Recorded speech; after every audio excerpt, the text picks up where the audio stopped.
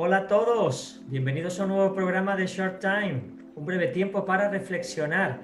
Qué fantástico poder estar contigo de nuevo una semana más y compartir todo lo que el Señor tiene preparado. Ya sabéis que nuestro programa es muy variado con artículos de ciencia, historia, tenemos psicología y por supuesto entrevistas.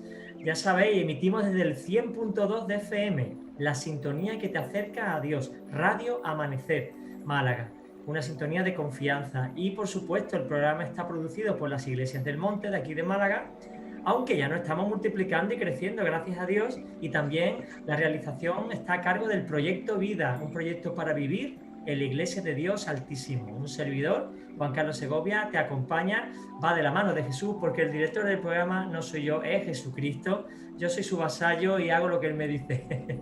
Bueno, decirte también, para terminar esta introducción, que el programa está patrocinado, mejor dicho, respaldado por la Fraternidad de Pastores de Málaga, la FRAPA, y por el CEMA, el Consejo Evangélico Provincial de la ciudad de Málaga y de la provincia. Así que damos un saludo a todos nuestros oyentes, porque hoy tenemos una entrevista muy especial que yo llevaba mucho tiempo esperando. Hoy vamos a recibir en el programa a Mario Fumero. Hola, Mario. Hola, hola, hola, ¿cómo estás? Me alegra saludarte, Juan Carlos, y a todos los que están por allá por Málaga. Mi esposa vive en Fuengirola, así que está cerquita de ahí. Y me gozo en visitarles porque he querido ir, pero con esto de la pandemia no se ha podido viajar. Y Sí, entonces sí, sí. estamos tristemente sin posibilidad de viajar, aunque tenga el pasaje. Ya, ya, ya. Bueno, pues yo llevaba mucho tiempo queriéndote hacer una entrevista. Él es pastor y misionero, bueno, y muchas más cosas, porque yo he escuchado batallas de él, muchas por mi pastor Juan Carlos Soto, que tuvo un tiempo de discipulado personal con Mario. ¿Tú te acuerdas de eso, Mario? Sí, sí, claro, claro. Todas las Y semanas venían de Málaga a Córdoba a poder recibir discipulado. la enseñanza. O sea, eso, eso tiene mérito también. Bueno, lo que somos no está determinado por lo que hacemos, sino por el llamado. Somos siervos. Y un siervo lo mismo maneja, que limpia los pies, que lava los zapatos, que siembra, que ara. Por lo tanto, el término siervo nos capacita para hacerlo todo. Y en la Amén. vida cristiana uno hace de todo. Aún aquello que no le gusta, tiene que hacerlo porque... Y lo triste es que después que haga todo lo que el Señor manda, el título que me da y el diploma es de siervo inútil. Así que imagínate. Bueno, el Señor nos da capacidad para servirlo, pero también autoridad como hijos de Dios para hacerlo. Tenemos su autorización porque somos sus hijos, ¿eh? Qué importante.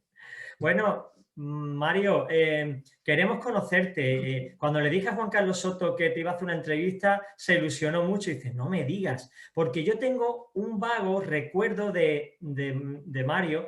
Yo lo conocí recién convertido, él llegó a Nueva Málaga, a la iglesia del Monte allí. Me dijeron, mira, ese es Mario Fumero y tal. No sabía ni quién era y empezó a hablar escatológicamente de la Apocalipsis, de las profecías. Yo tengo que deciros que a mí me faltaban oídos para escuchar, porque es que ese tema siempre me ha fascinado muchísimo. Y ese fue el único contacto que tuve con Mario, pero después he escuchado muchas anécdotas que Juan Carlos me ha dicho y a lo largo del programa te las iré refiriendo para que tú las confirmes. Bueno, me alegra que Juan Carlos tenga un vago recuerdo. Lo peor hubiera sido que tuviera un recuerdo de un vago. Gloria a Dios. Sí. No, no, no, precisamente el concepto que tengo de ti es al contrario, que tú vas a morir con las botas puestas. Claro, claro. Es que el que se quita la bota se muere rápido, ¿verdad?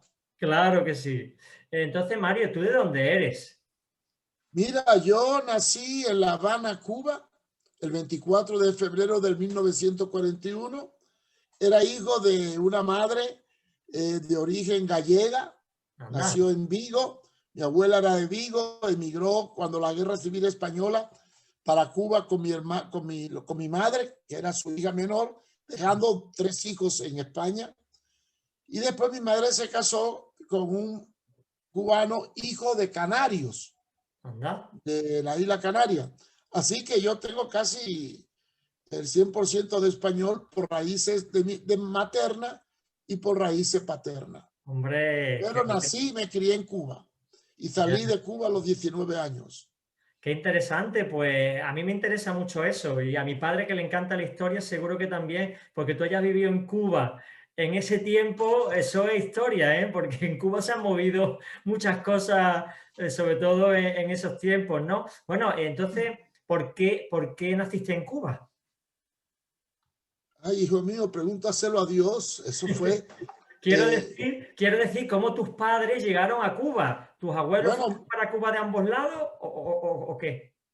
bueno, mi abuelo fue antes, mi abuelo por parte de padre se fue antes, yo creo que antes de la guerra civil, y se casó en Cuba y tuvo hijos, que fue mi padre, Mario.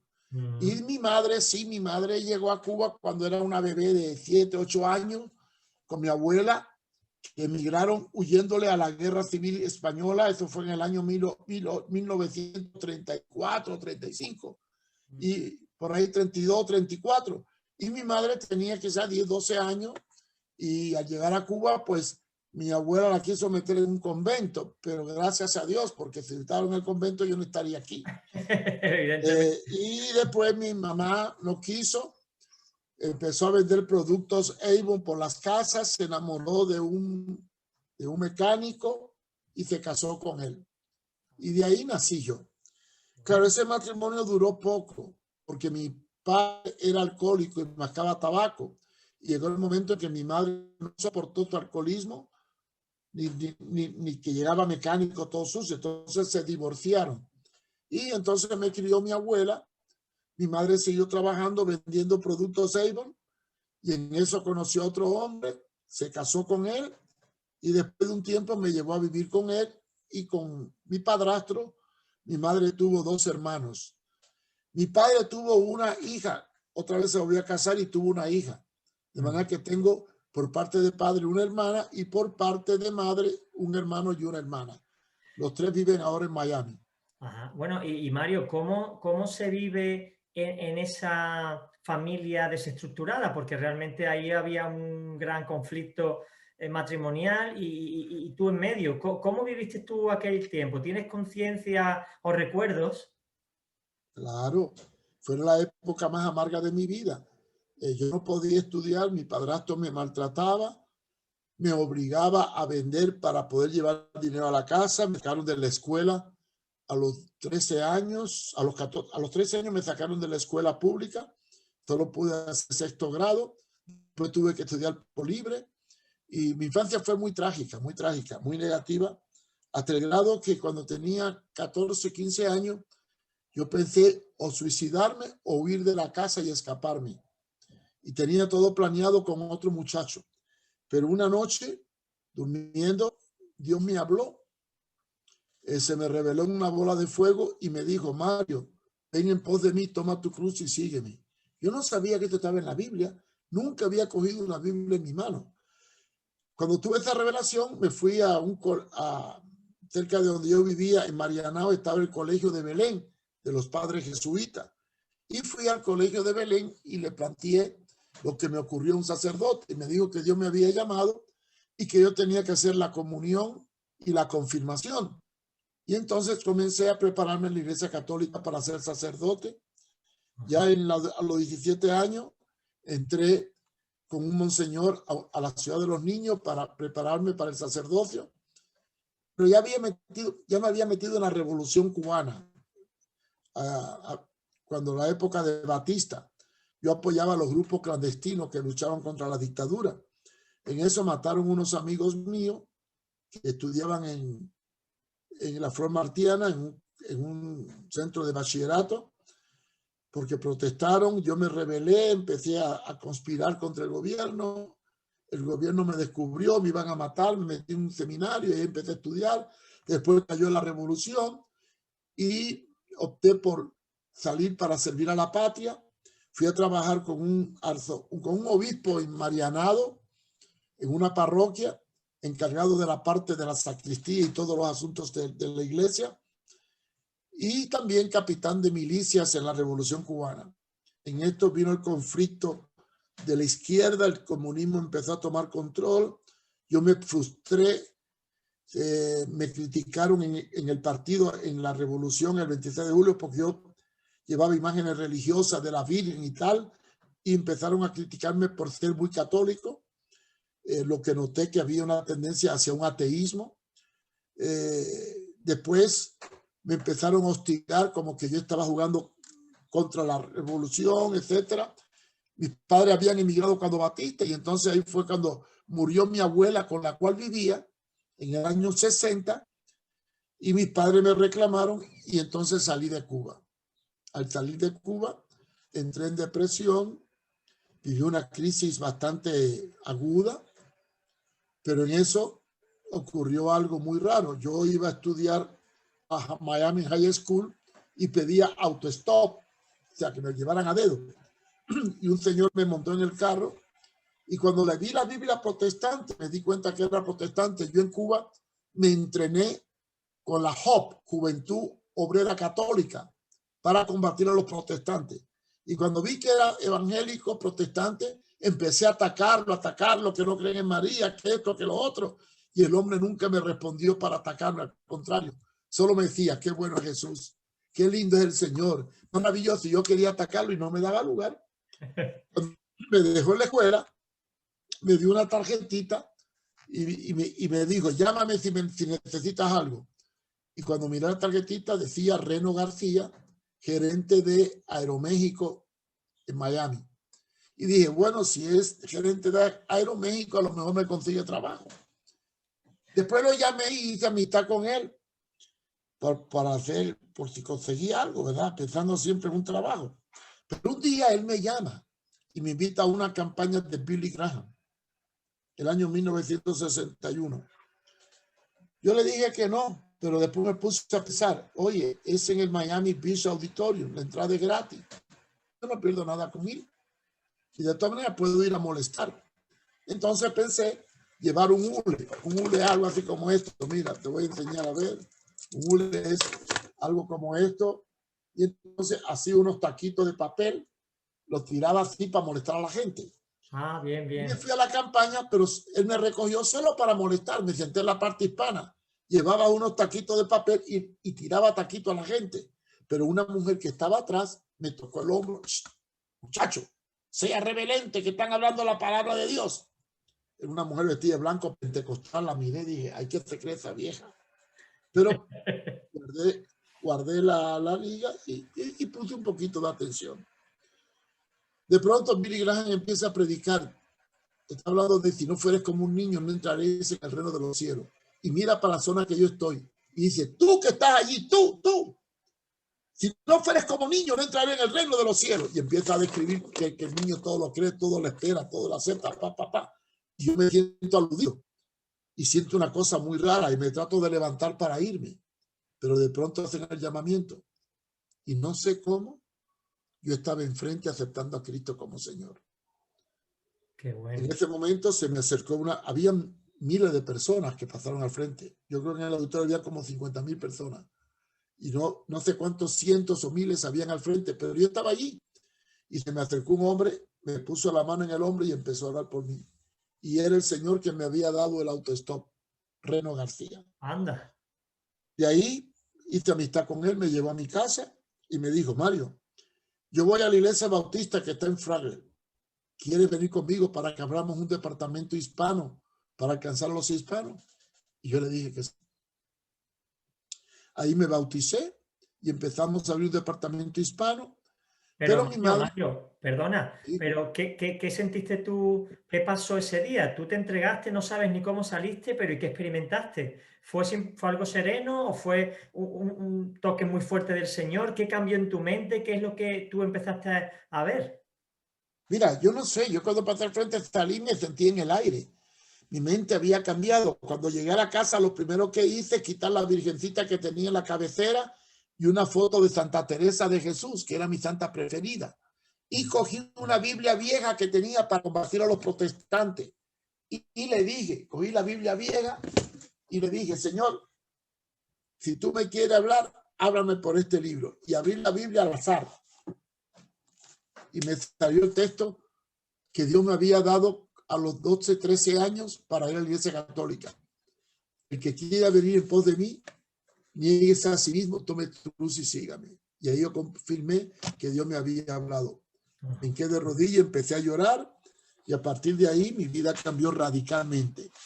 Estaba seguro de que era salvo, estaba seguro de que había nacido de nuevo y inmediatamente fui a la iglesia bautista.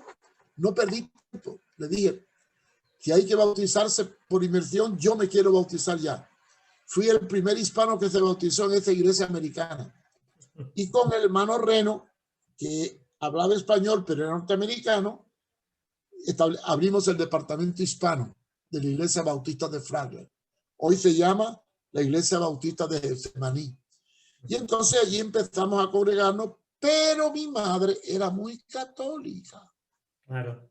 Me hizo la vida imposible. Y cuando dije que iba a estudiar la palabra para servir a Dios, casi me corre de la casa y me tira una sartén por la cabeza. Yo fui a ver al pastor, después el grupo creció, trajeron un pastor hispano llamado Daniel Rodríguez y yo le dije a Daniel lo que pasaba y dijo, mira Mario, ten paciencia que la obra de Dios. Yo decidí irme a Puerto Rico y lo comuniqué a la iglesia bautista, pero en esos días hice contacto con una iglesia pentecostal llamada Open Bible y resulta que en esa iglesia estaba aquella mujer que me llamó la atención. Se llamaba Delia de Armas. Y fui a esa iglesia y ahí tuve una experiencia con el Espíritu Santo. Entonces esa iglesia me habló de un instituto bíblico en Puerto Rico. Yo le hablé al pastor bautista que iba a estudiar a Puerto Rico y no estaba muy de acuerdo. Él quería que estudiara en un seminario bautista de Texas, pero yo dije que no, que quería estudiar en ese porque para mí era mejor. En Texas eran 4 años y en Puerto Rico eran 2 años. Entonces decidí, me dieron un culto de despedida, porque yo planeé mi viaje a pesar de la oposición de mi madre y de mi padrastro que estaba metido en espiritismo. Vaya, pero ¿cómo te mantenías? Porque claro, tú ibas a irte de allí y ahora, ¿qué ibas a hacer? ¿Cómo te ibas? Yo esos días busqué trabajo de pintor, pintando, ahorré el dinero para el pasaje. Y tenía la confianza de que la iglesia Open Bible me apoyara con los estudios. Tenía la esperanza, ¿no? Una cosa es tener la esperanza. Pero cuando iba para el culto de despedida, porque estaba decidido a irme, mi madre dijo, si te vas con esos locos protestantes, olvídate que soy tu madre y que es de tu casa. Entonces yo decidí hacer un ayuno, oré y ayuné. Y el domingo que vienen a dar la despedida, me vestí y dije, mamá, voy a la despedida. Y qué sorpresa me llevé cuando veo a mi madre vestida. Y digo, voy a ir contigo para ver esos locos. Y se fue conmigo a la iglesia bautista, se sentó en la parte de atrás, oyó el sermón, yo la miraba a ella con ganas de irse, yo estaba en el frente, ella estaba más atrás, agaché la cabeza y dije, Señor, haz un milagro. Y de pronto el pastor hace un llamamiento y qué sorpresa fue cuando veo a mi madre enfrente aceptando a Cristo. Bueno, qué sorpresa, gloria a Dios. Y ella fue la que más me apoyó en mis estudios después. Y se convirtió en una líder de la iglesia bautista y una maestra de escuela dominical. Y me fui a Puerto Rico a estudiar. Cuando llegué a Puerto Rico no me querían aceptar porque tenía 6 meses de convertido y el mismo tiempo de bautizado. Y ellos requerían 1 año de convertido y más de 1 año de bautizado. Y resulta que no cualificaba para entrar al seminario. Y yo me senté afuera triste, ya estaba en Puerto Rico. Y en eso se me acercó un señor llamado Juan, era el decano, el rector del seminario. Me dijo, ¿y usted de dónde es? Cubano. ¡Oh, aleluya! Yo tengo llamamiento para Cuba, pero nunca pude ir. ¿Y qué te pasa? No, que no me aceptan porque no tengo el tiempo requerido por las leyes, que es 1 año de convertido y de bautizado. ¿Y cuánto tiene convertido? 6 meses. Pero Dios te habló. Sí, y por eso vine desde Miami. ¿Y dónde está viviendo? Me quedo en Moca con un pastor de la Biblia abierta, pero si no me aceptan, no sé qué voy a hacer. No te preocupes. Y él entró para adentro y empezó a discutir con el director. Yo sentí la bulla. Al ratito salió, me puso la mano en el hombro. No te preocupes, tú te quedas, tú vienes a estudiar. Y entonces me quedé en el instituto estudiando 2 años. Y ahí comienza mi vida en el Señor, ¿verdad? Ocurrieron muchas cosas, muchas cosas. ¿Tú eras buen estudiante, Mario? Mira, en una materia sí. me gusta mucho la historia y la teología. Quizás en el asunto de algunas materias era un poquito difícil para mí, principalmente cuando estudiábamos lo que llamaba arqueología y geografía, se me hizo un poco difícil. Pero yo tengo un problema, y he tenido un problema. Soy muy analítico y crítico. Y Dios me dio la cabeza para pensar y no solo para tener pelo. Cuando me daban clase, yo analizaba lo que el maestro decía. Y como algunos eran maestros pentecostales, un poco fanáticos, radicales, el maestro que enseñaba evangelismo personal decía que toda enfermedad era demonio. Y yo me puse a pensar y levanté la mano. Profe, sí. Y un dolor de cabeza, pues es demonio. Y yo me quedé un ratito pensando, profe, he descubierto algo. Sí, Mario, ¿qué descubriste? Que la aspirina puede sacar demonios fuera. Y me echó de clase.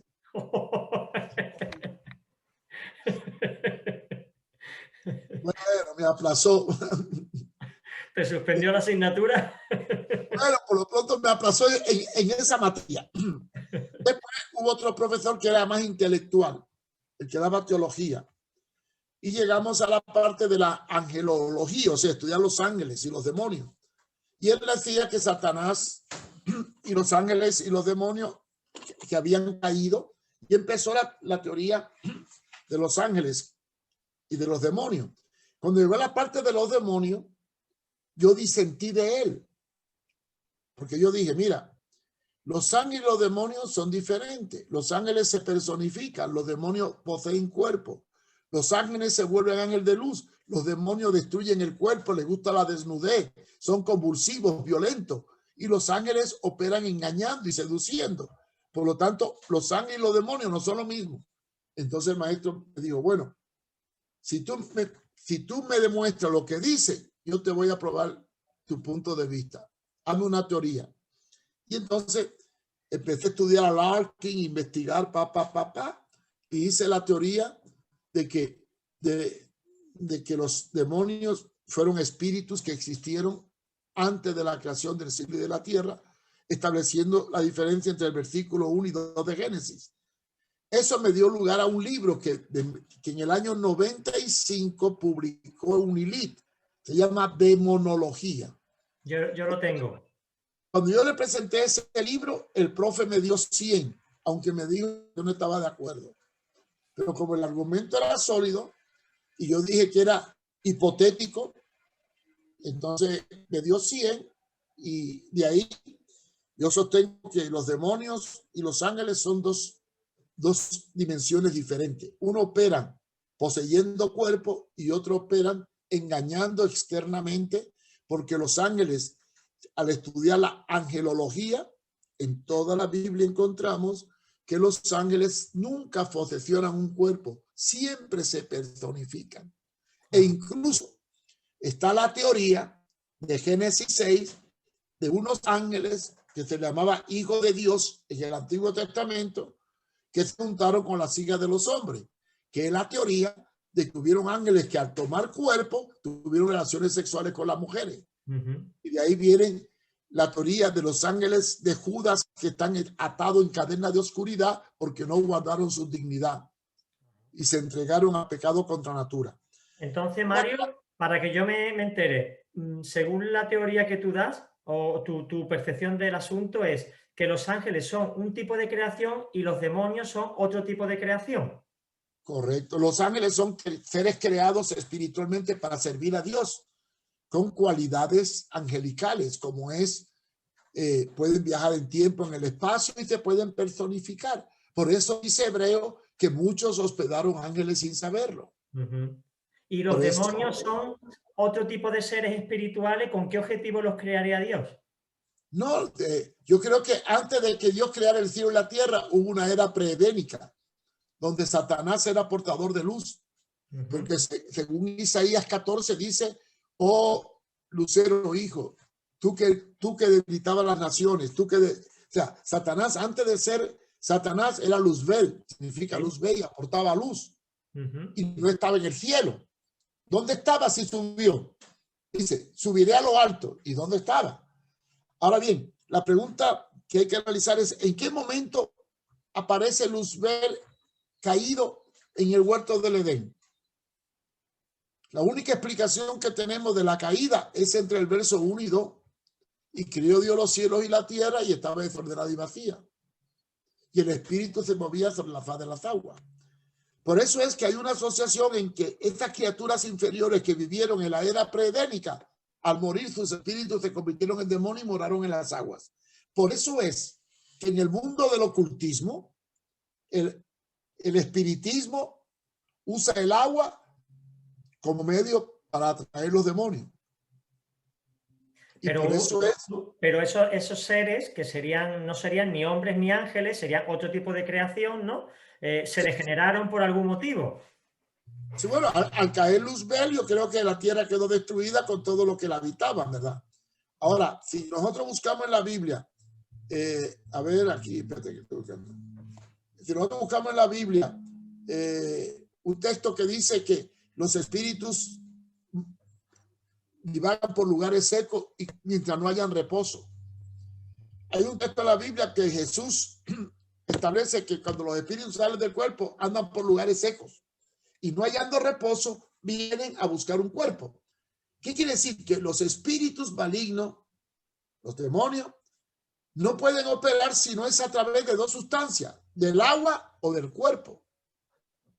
Por eso es que cuando Jesús libera al endemoniado gadareno y le pregunta, ¿cuántos sois?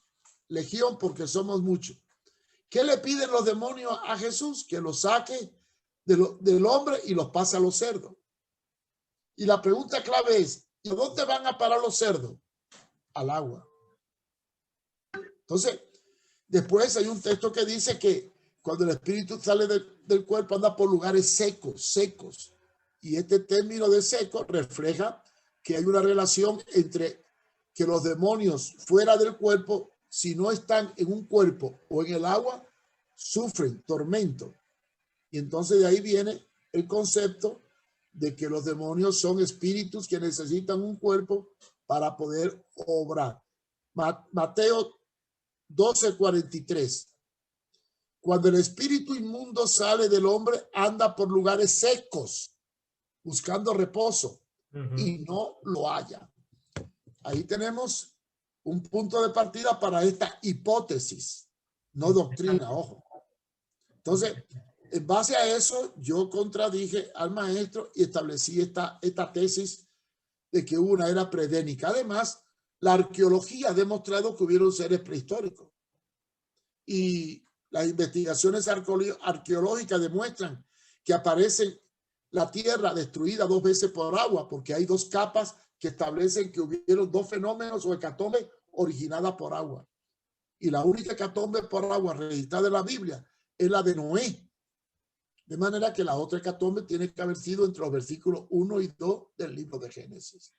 Pues el libro tuyo lo tengo, lo voy a leer bien, porque le he hecho una ojeada, pero qué interesante está el libro. La verdad es que es una teoría muy interesante, porque yo me he preguntado muchas veces qué diferencia hay entre demonios y ángeles, o ángeles caídos, y decía, ahí hay algo que no cuadra. Bueno, esta es una buena opción. Mario, vamos a seguir con tu vida. Termina el instituto. ¿Y ahora qué ocurre? Bueno, me voy a Miami a trabajar con la iglesia que medio me apoyó, la iglesia Open Bible Church de Miami, del pastor Roberto Domínguez. Y empiezo a trabajar con los jóvenes, como líder de joven. Y en diciembre monté un drama misionero, porque mi visión era misionera. En aquel entonces yo era residente en Estados Unidos, pero con pasaporte cubano. Entonces montamos un drama en donde era la historia de un joven que la iglesia, que una novia de blanco le habla para que vaya al campo, pero inventa mucha excusa y después tiene un sueño y ve los países atados, encadenados, clamando, y entonces va a buscar la iglesia para que lo mande, pero la iglesia le dice que ya es muy tarde, que las puertas se cerraron. Y resulta que el día del drama, el joven se enferma, el que iba a hacer el papel principal. Y el único que podía hacer el papel era el que lo escribió, que era yo. Entonces tuve que hacer el papel, y haciendo el papel sentí que Dios me habló a mí mismo por mi propio drama. y ese día decidí irme al campo misionero. Cuando se lo dije al pastor, se enojó y dijo que no me iba a apoyar, porque él me necesitaba en la iglesia. Claro, era un elemento importante para él. Y si me le iba para América Latina, olvídate. Entonces tenía dos obstáculos, o tres. Uno, el pastor no me apoyaba. Dos, no tenía dinero. Y tres, ningún país quería aceptar un cubano en aquel entonces porque estábamos en plena Guerra Fría con el Cuba y el comunismo. Claro. Estamos hablando del año 1963, 64. Entonces ahí yo empecé a trabajar pintando para ahorrar el pasaje y fui a pedir visa a varias embajadas de América Latina, pero por tener pasaporte cubano ninguna me la quiso dar. Tenían que hacer una consulta al país para que me la dieran. Pero hubo un país que sí me la dio rápido, Honduras. Y cuando Honduras me dio la visa para venir, aleluya, ya tenía ahorrado el pasaje, hice un contacto con la Iglesia de Dios Pentecostal de Comayagua y me vine a trabajar para el Señor en Comayagua. Ese fue mi primer campo misionero. ¿Cuánto tiempo estuviste en Honduras, Mario? En esa ocasión estuve casi un año, después volví a Miami. Tenía que volver cada año porque si no perdía la residencia.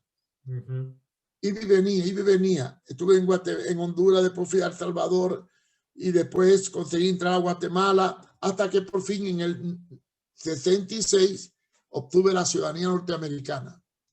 Y ya se acabaron los líos de pedir permiso. Podía viajar libremente a toda América Latina.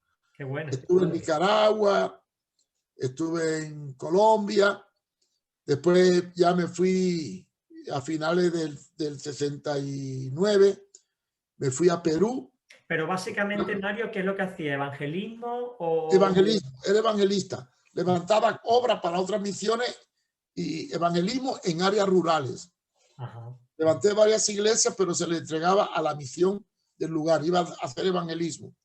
Hasta que en el año 70 me fui a Perú, estuve con una misionera llamada Omega Vega de las Asambleas de Dios.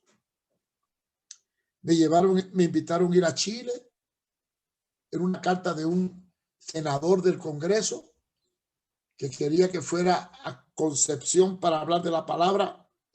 Yo me lo creí, me pagaron el pasaje, me fui a Concepción y cuando llego, ¿sabe qué descubro? Que era para un mitin político contra Allende, usándome la parte histórica de mi vida en la revolución para atacar el comunismo, usando la Biblia.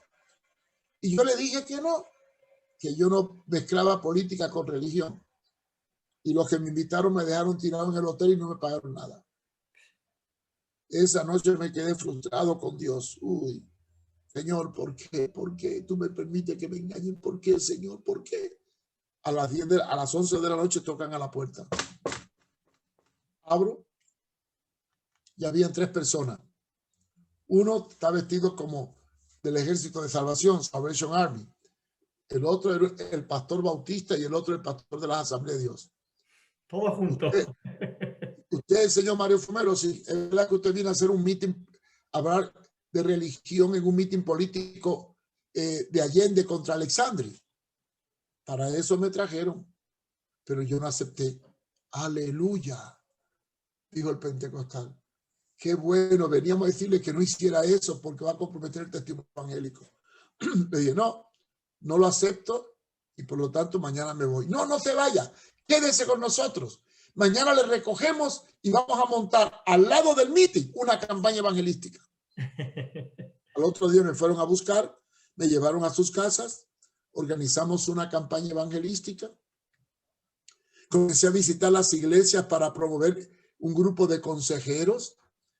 Llegué a la Asamblea de Dios Autónoma del pastor Reno y cuando estaba allí sentado orando para predicar en la mitad, una voz me dice, la que está enfrente va a ser tu esposa. Bueno, te iba a preguntar por eso, mira por dónde, qué fuerte. Y de pronto digo, cállate conciencia, no me moleste. Y la voz seguía y abro los ojos y miro una mujer vestida de rojo con un moñito atrás tocando una concertina. Ay, Dios mío. Un flechazo, Mario. ¿Eso fue un ¿Eh? flechazo? ¿Un flechazo? Sí, sí, no, pero peor fue cuando pasé al frente para predicar. Cuando la miré, ay Dios mío, perdí el hilo del sermón. Tuve que estar mirando para el otro lado. Ojos azules, qué guapa era, hermosa. Y cuando termine el culto, bajo enseguida para saludarla. Dios le bendiga. ¿Y usted? No, soy misionera en Noruega. Ah, qué bueno. Pero qué susto me llevo. Cuando miro que tenía un anillo Uf. de compromiso, digo, ay, el espíritu se equivocó. Y me lleno de valor. Ven acá. ¿Y usted tiene novio o es casado? ¿Y por qué me lo preguntas? Porque te veo que tiene un anillo. Ah, no, es que me lo pongo para espantar moscones. Aleluya. Oh, qué bueno. Entonces la invité a la reunión de consejeros que era al otro día en otra iglesia.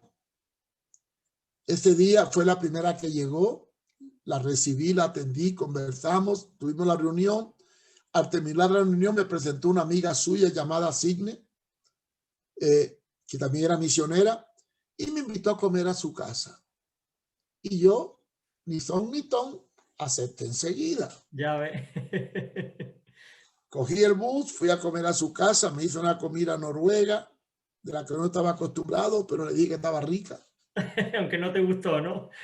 No, bueno, sí me gustó, pero el amor todo lo soporta. Y después cuando me iba, ella me acompañó al bus y en el camino me le declaré. Pero como era cubano, nosotros no hablamos claro, nos gusta hacer las cosas con piropo. En un jardín florido hay una rosa y empecé a hablar así, ¿no? De forma alegórica. Muy poética, ¿no? Muy Sí. poética. Y de pronto me dice, ¿y por qué no me hablas claro? Entonces, bueno, mira, siento algo por ti y me gustaría que fueran novios. Entonces quedamos en eso, nos citamos al otro día en un café y fuimos a tomar café y a comenzar a conversar. Y ahí, al mes, ella me acompañó cuando me iba a ir, al mes me acompañó a Santiago, nos hicimos novios, me fui a Argentina. Argentina fue mi renovación espiritual.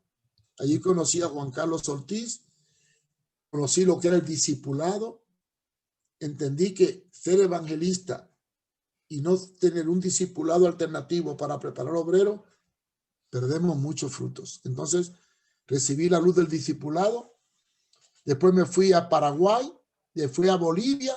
Estando en Bolivia hubo un terremoto en el callejón de Huayla, en Perú, en el año 1970. Y entonces me fui para Perú para ayudar en el terremoto y mi esposa, mi novia también fue, ella era enfermera y allí nos dimos los anillos de compromiso. Bueno. Después, en noviembre de ese año, ella regresó a Noruega, yo estaba en Miami, pasó a conocer mi familia y en mayo del siguiente año, el 20 de mayo, me fui a casar a Noruega. Ah, Noruega, allí te casaste. Sí. De ahí yo me vine para Miami, ella se quedó trabajando como enfermera. Ella había comprado un carro en Alemania, un Volkswagen, lo mandó por barco. Ella viajó después, recogimos el carro y nos fuimos en carro para Honduras a vivir. Y ya iba embarazada de mi primera hija, Elizabeth. Algo muy curioso, ¿verdad? O sea que lo vuestro fue rapidísimo, vaya, no dio tiempo a nada. Tú eres un hombre directo, ¿eh? Yo te veo que eres directo, tú al grano, tú no rodeas mucho las cosas, ¿eh? Oye, 29 años, si no me apuro, me quedo para vestir santos.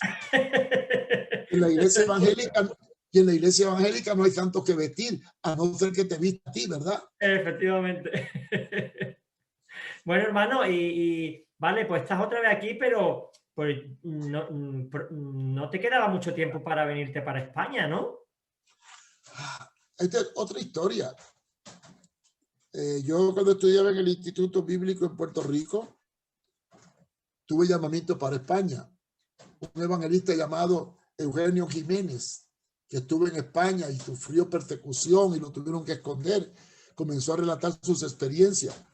Y Dios me habló esa noche. para ir a España. Ujú. Pero pasaron 20 años hasta que Dios me llevara a España. O sea, recorrí toda América Latina y cuando yo no tenía en mi mente España, solo que al casarme fui a España. De regreso me vine por tren hasta Lérida. Conocí un amigo por radioaficionado llamado Ramón Valdelló, que ya partió con el Señor. Ujú. Y a partir de ahí, este fue mi primer contacto con España. Y visité una iglesia en Córdoba, la iglesia bautista.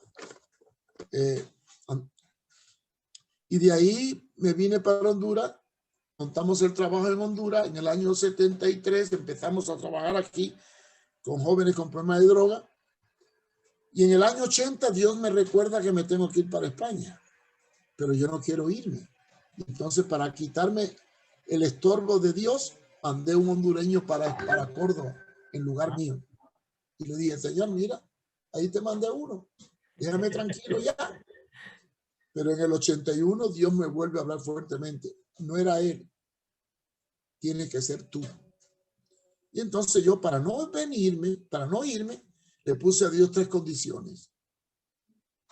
Me tienes que dar dinero para construir taller de carpintería, me tienes que suplir el taller, la granja avícola, y me tienes que dar un terreno en un barrio para poner una iglesia porque hay necesidad. Y hasta que no me dé estas 3 cosas, yo no me voy. Dicho y hecho. Se lo dije en diciembre y ya en febrero lo había dado todo. Qué bueno. Y entonces, donde manda capitán, no manda marinero. Entonces decidí irme de Honduras con mi familia. Salí en el año 1982 y nos fuimos a Córdoba a trabajar primero con la iglesia bautista. Después nos fuimos a apoyar la iglesia que pastoreaba Ángel Bea, iglesia Betel. Pero hubieron algunos conflictos en mi forma de pensar en cuanto al discipulado. Yo soy muy radical. Ujú. El discipulado no es solamente una lección, inmiscuye un estilo de vida y entra incluso a tu vida familiar. Claro, es una paternidad realmente, el discipular es una paternidad. Y me dijeron que yo mandaba en la iglesia y mandaba en el discipulado, pero en la casa mandaba el hombre. Y yo no aceptaba eso. No mandaba el hombre, mandaba la palabra. Y si en la casa no había una sujeción a la palabra correcta, tenían que corregirse. Entonces, esto me trajo problemas y decidí ya no trabajar con la iglesia. Pero claro, yo quería irme para España sin trabajar con drogadictos. Ya llevaba trabajando con drogadictos desde Nueva York, que estuve trabajando en un centro de rehabilitación de drogadictos y salí corriendo. Eso es duro, ¿eh? Porque casi me roban hasta los calzoncillos. Cuando empecé en Honduras, yo no quería trabajar con drogadictos, pero la Asamblea de Dios me rechazó y me expulsó del seminario por mi forma de pensar. Claro, sacar a los jóvenes de las iglesias a trabajar en los campos, formar un discipulado y ser cubano eran factores que me hacían comunista. Un cóctel molotov. Y me sacaron. Entonces en eso llegaron jóvenes a mi casa que eran drogadictos. Llegué a un barrio, comencé a trabajar con ellos y nació un movimiento llamado Brigadas de Amor Cristiano. Qué bonito. Y así nació todos los proyectos sociales, orfanatorios, comedores infantiles, iglesias rurales, centros de rehabilitación, todo nació así. Cuando me fui, yo que no quería trabajar con drogadictos en España, pero estando en esta crisis con las iglesias, que no encajaba mi forma de pensar con el marco del momento en España, llegaron 2 drogadictos a mi casa que usaban heroína del barrio de Las Margaritas en Córdoba. Y me dijeron, ¿es verdad que usted trabajó con drogadictos en España? Sí. Queremos que nos ayude porque consumimos heroína. Empecé a trabajar con ellos. Yo tenía ya unos discípulos, ¿verdad? Un grupo de discípulos. Empezamos a trabajar con ellos y Dios me dio para comprar una finca en la sierra. Compramos la finca y empezamos a trabajar en el centro de rehabilitación y tenía un grupito de unos 15 jóvenes discipulándolo en mi casa. Ninguno venía de iglesia. Todos venían de afuera. Y en eso había una iglesia en Córdoba, llamada Iglesia Apostólica, que el misionero Ramón Beller había tenido conflictos con unos cuantos que con profecía sembraron la división dentro de la iglesia. Y la iglesia casi se había destruido. Entonces don Ramón se fue de España y los hermanos me pidieron que por qué no los tomaba a ellos. Ahí estaba la hermana África, el hermano José Santo, y yo me reuní con ellos y le dije, mire, yo estoy dispuesto a unirme con ustedes y a unir mi grupo con dos condiciones.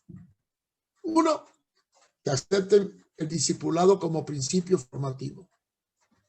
Y dos, que apoyen la visión mía de trabajar con muchachos que están en droga. Aceptaron, empecé a trabajar con ellos y después le propuse cambiar el nombre. Quitar la palabra Iglesia Apostólica, no porque no tiene sentido, sino porque había otro movimiento colateral que estaba dejando muy mal sabor de boca. Era el testimonio de la Iglesia Apostólica de Daniel del Vecchio. Y muchos interpretaban la onda apostólica como una posición muy radical, donde el apóstol decide. Y yo no creo en que el apostolado es un sistema jerárquico. Yo creo que el apostolado es una función, no una posición. Entonces me chocaba mucho el término apostólico porque daba concepto al apóstol, de autoridad suprema, todo el concepto que había en ese momento en España. Y propuse cambiar el nombre de Comunidad de Amor Cristiano. Y aceptaron. Y después, como estábamos solos, pedimos permiso a la iglesia alemana para desligarnos y unirnos a las asambleas. Ellos aceptaron. Y entonces nos unimos a las asambleas de Dios. Y así pues comencé todo el trabajo. Después, cuando entregué el pastorado en Córdoba, ya antes de entregarlo, comencé a trabajar en Antequera con uno de los discípulos que tenía. Y de ahí, ya después, en los últimos años, me fui a Badajoz, a Villanueva de la Serena, y levantamos otra iglesia. Tengo que comentarte, Mario, una anécdota que me contaba Juan Carlos Soto, que me hacía mucha gracia, y era que en alguna ocasión, no sé si una vez o muchas veces, pues tú para probar al que venía, al siervo que venía a ayudarte allí a Córdoba, al centro y tal, pues tú lo ponías a quitar piedras, él venía pues a ayudar a los toxicómanos, a enseñar, y venía con una idea preconcebida. Pero tú, sin decirle nada, los probabas diciéndole, no, vamos a limpiar este campo, vamos a quitar estas piedras, vamos a llenar el terreno. Y dice que un día bien, al segundo bien, pero ya al tercero el hermano decía, aquí me están explotando, yo no he venido. Y entonces decía, hermano, que yo tengo otro llamado, yo no he venido aquí a recoger piedra o a llenar el terreno, yo he venido a servir. Y dice, pues entonces no me sirve. ¿Es verdad o no es verdad? No, es que eso lo hacía ya en Honduras también. O sea en que Honduras, no, esa es la escuela de discipulado. ¿Tú no lo has leído en Lucas capítulo 9, 10 y 11? Ahí está la enseñanza. Jesús mandaba a los discípulos con todo. Después lo mandaba con algo. Y por último lo mandaba sin nada. La pregunta es, ¿por qué actuaba así? Porque quería probar su fe y su obediencia en la comisión. Cuando una persona dice que Dios lo llamó, es que ¿qué Dios me llamó? ¿A qué me llamó? A servir. ¿Y qué es servir? Pues hacer todo lo que te venga por delante sin protesta. El que quiera ser el mayor sea servidor de todo. Entonces, cuando estaba en Honduras, aquí fui muy famoso en los últimos años de Honduras. En la década del 80 era un pastor muy reconocido. Incluso iba a actos políticos junto con los presidentes, con el presidente para orar. O sea, era una figura pública. Tenía programas de radio, televisión. Y muchos querían venirse conmigo. Tú sabes que hay gente que le gusta ligarse con personas que tienen imagen, para buscar imagen. Entonces yo venía, hermano, y decía, hermano, Dios me reveló que trabajara contigo. Una vez vino uno de Guatemala, el señor, y habló de que vengo a trabajar contigo. Magnífico, me lo traje a la finca y lo puse a tirar un cerco. A los 3 días, el espíritu le habló que se fuera para San Pedro. No lo tuve que correr. El espíritu se lo llevó. Otro vino El Señor me llamó para trabajar contigo y lo puse a sembrar. Al cuarto día, ay hermano, pero yo no vine para sembrar, yo vine para predicar. Bueno, hijo mío, el que no sabe ser, el que no puede ser fiel en lo poco, tampoco puede ser fiel en lo mucho. Cuida estas plantitas y si ellas crecen, entonces. Y por último, vino uno de Costa Rica. El Señor me habló para trabajar contigo. Magnífico. Hice un vivero, sembré hortaliza y le dije, aquí tenemos sembrado rábano y zanahoria. Yo voy para Tegucigalpa, tú me la vas a cuidar, la vas a regar todos los días, a ver cómo crece. Pasaron 10, 15, 20 días, los 25 días, cuando lo veo, hermano Mario, contento, ya nació el rábano, mira, bebe, y más contento, ya, bien contento. Entonces, bueno, pues ahora el domingo te llevo a predicar conmigo a Tegucigalpa. Claro, es fiel en lo poco, es fiel en lo mucho.